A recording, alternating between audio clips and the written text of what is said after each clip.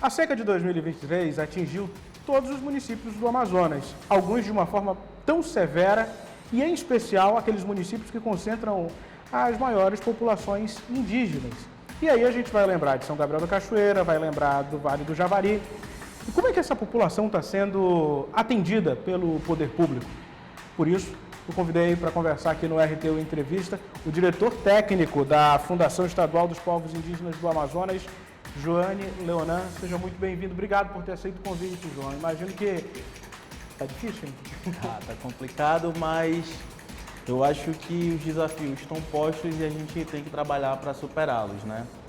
É um ano atípico realmente, mas o governo do estado não mediu esforços em relação à questão indígena através da Fundação Estadual dos Povos Indígenas do Amazonas, FEPIAM, para que a gente pudesse salvaguardar as mínimas condições dessa população durante esse período que está tão difícil, assim, para o contexto do estado como um todo, né?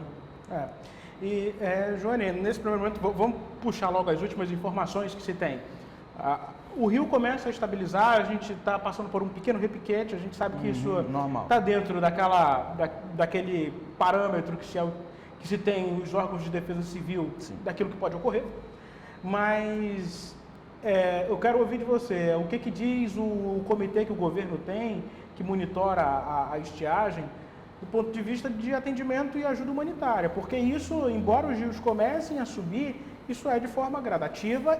O trabalho, eu acredito que não vai terminar agora com a subida dos rios. Tem muita coisa ainda para ser atendida. Sim. Eu posso falar mais no contexto realmente da realidade da pasta e alguma coisa sobre o que a gente tem tido das tratativas junto à Defesa Civil, junto ao comitê de crise que foi instaurado nesse momento. Mas, como você falou, os rios começam a subir, os leitos estão estabilizados nesse momento. Há esses repiquetes que são naturais da nossa região. E, assim, o trabalho de enfrentamento a essa crise humanitária que se instaurou com a questão da estiagem, ele deve continuar ainda pelo mês de dezembro, pegando janeiro, até pela questão logística para o acesso e chegada desses recursos até os municípios e aquelas comunidades mais isoladas. E a partir desse momento eu acho que a gente passa por um período de transição e recuperação de muitas situações como por exemplo da agricultura familiar, que é uma realidade também da população indígena do interior do estado e que a gente vai precisar elaborar projetos e trabalhar em cima disso para atuar também nessa que é uma fonte de geração de renda essencial para essas famílias. Mas o trabalho está sendo desenvolvido nesse sentido.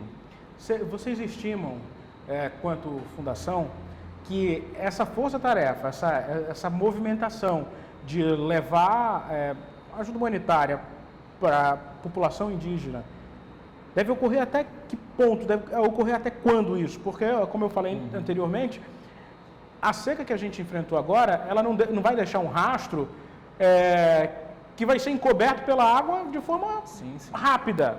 Vai ter ainda aí a repercussão dela. Com certeza. A nossa previsão é de continuar esses trabalhos, como eu coloquei para ti agora, no período de dezembro e janeiro. E a nossa busca é para fazer a organização de ações que deve prosseguir, continuidade a essas ações também no período de fevereiro, mas já, que eu acho que é importante, como eu coloquei para você, a gente tentar fazer a recuperação econômica daqueles afetados. Não só mais através da garantia e da segurança alimentar, como tem sido esse primeiro momento de enfrentamento, mas sim já também começar a trabalhar ações que a gente possa possibilitar a eles a recuperação da normatividade da vida deles, na verdade, né? Do que já é o contexto cotidiano daquelas populações, principalmente para a questão de dependência econômica, de geração de renda e de que eles tenham autonomia de recursos para continuar seguindo a vida natural, o curso natural daquela rotina que a gente encontra, pelo menos dentro da população indígena do estado do Amazonas. Você falou em rotina e a gente daqui a pouco vai falar dessas áreas onde há uma concentração de um cenário crítico, mas vamos falar isso um pouquinho para frente.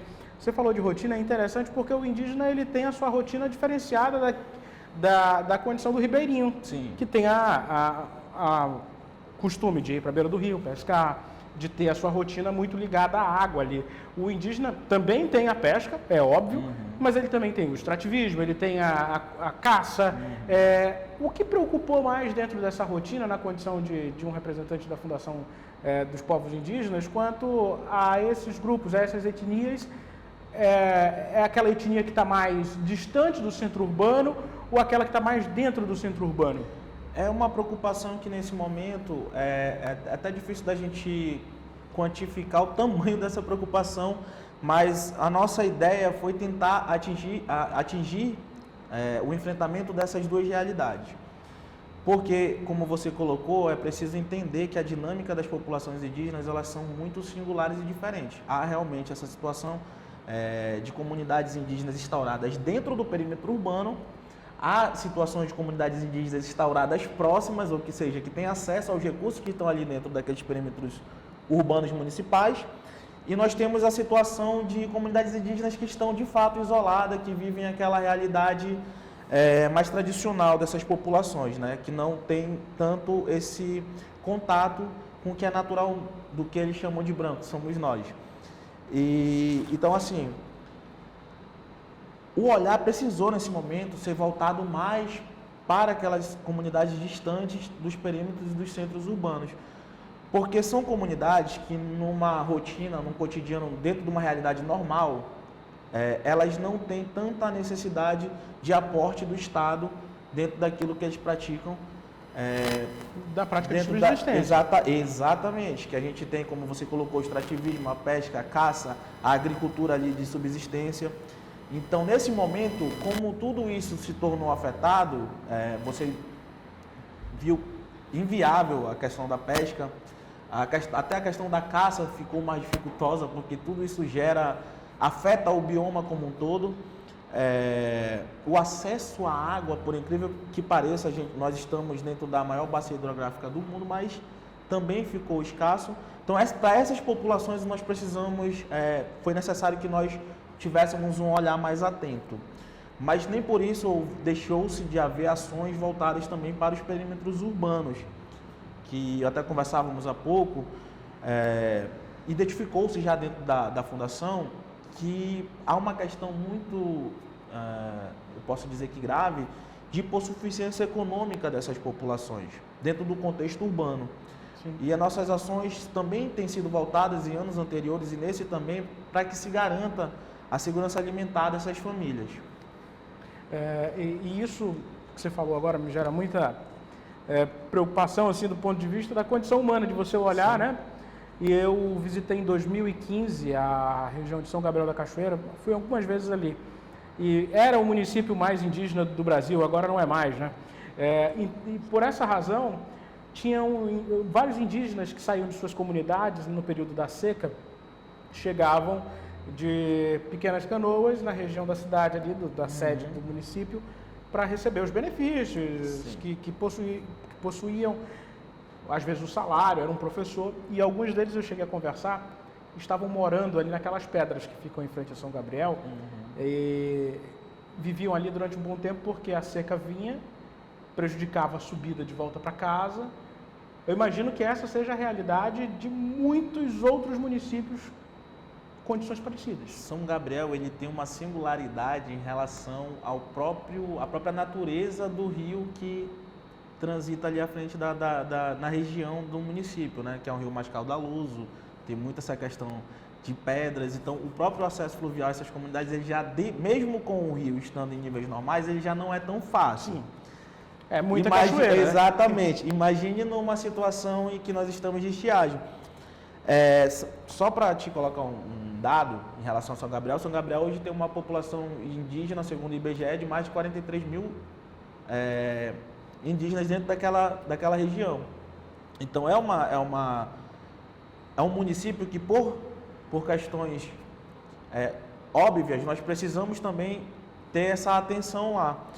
Mas, como você colocou, não só São Gabriel passou por essas dificuldades. Nós temos a questão do Vale do Javari, o próprio Madeira, o Baixo Amazonas enfrentou isso, o Alto Solimões também enfrentou de forma muito, muito forte a questão da estiagem. E a gente é preciso aqui frisar e deixar bem claro que a Defesa Civil também tem sido incansável. Eu acho que é um momento que a gente precisa congratular o esforço da Defesa Civil do Estado do Amazonas, porque tem chegado ajuda tanto para as populações indígenas dentro dessas regiões, como das populações ribeirinhas e aquelas outras populações quilombolas que foram também afetadas. ficam isoladas. Exatamente. A gente fala muito em população indígena porque, de fato, hoje o Amazonas é o estado mais indígena do país. Isso tem nós mais de continuamos a 400 mil habitantes considerados indígenas, quase um quarto da nossa população, eu costumo dizer isso. Então, a questão indígena ela está muito em voga nesse momento, porque, de fato, é onde eu costumo dizer também que o martelo da estiagem acabou que bateu mais forte. 490 mil, foi aqui pegar o dado, 490 exatamente. mil indígenas, isso torna o praticamente Amazonas, um quarto da nossa população. O Amazonas o estado mais indígena. No entanto, São Gabriel, que tinha o município era considerado mais indígena, não possui mais, segundo o último censo do IBGE. Manaus está com 71.300 e alguma coisa, é a capital mais indígena do país. Agora, isso, quando a gente olha esses olhares diferenciados, a gente vai para o Vale do Javari, que você chegou a mencionar ainda há pouco, e o Vale do Javari tem algo mais específico. O que seria? A região do Vale do Javari também é uma região que nós identificamos algumas situações que geraram mais preocupação em relação às nossas ações, realmente. Nós já iniciamos agora também, novamente, eu vou ser repetitivo, mas eu acho que é um momento que eu preciso ser grato. A Defesa Civil tem sido uma parceira assim, fora de série. Nós já iniciamos ações agora para deslocamento de cestas básicas para atender a região do Vale do Javari. Lá nós identificamos cerca de mais de 1.000 famílias atingidas indígenas pela estiagem nesse ano. E hoje nós identificamos que geograficamente talvez seja uma das regiões onde a gente vai ter mais dificuldades para que esse recurso possa chegar até as comunidades. Então... É o fator isolamento? É o fator isolamento. Já é dificultoso, assim como é dificultoso em São Gabriel. No Vale do Javari também a gente tem regiões e aldeias e comunidades que a gente demora mais de um dia para chegar de canoa. Então, assim, isso num contexto de irregularidade dos rios. Então, lembrando que a região seca primeiro, né? Exatamente. A gente está falando da região onde entra o rio Solimões. Exatamente. Então, assim, as ações já iniciaram no Vale do Javari, já tinham sido iniciadas, na verdade.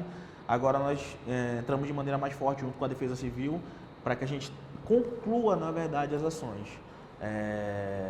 A FEI tem buscado parceria junto com instituições de representatividade das causas e dos direitos indígenas. No caso do Vale do Javari, nós buscamos a parceria com a Univaja. Primeiro, que eu acho que é fundamental que essas associações, essas federações, essas entidades possam também estar junto da gente para a construção de políticas públicas.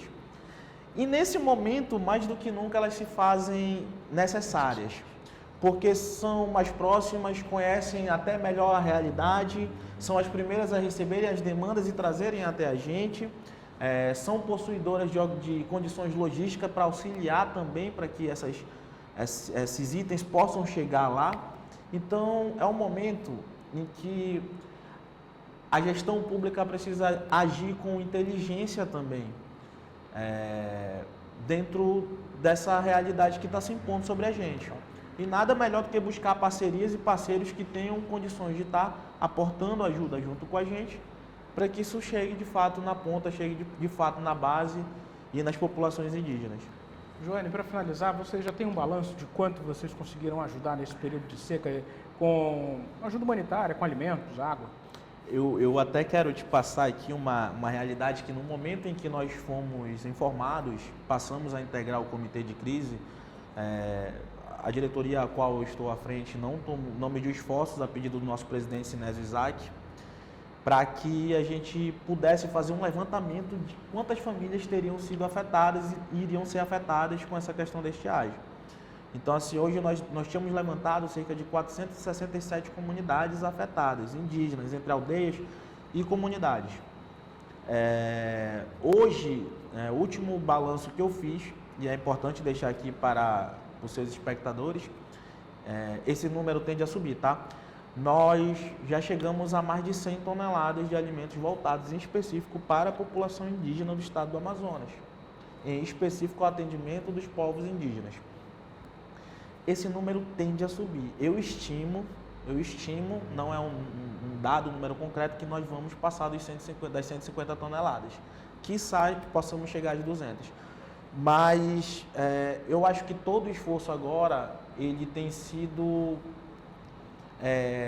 constante para que a gente passe esse período e aguarde a normalização e trabalhe na reconstrução da vida desses cidadãos amazonenses, né, dentro da população indígena, que foram afetados por essa crise humanitária, essa estiagem nesse ano.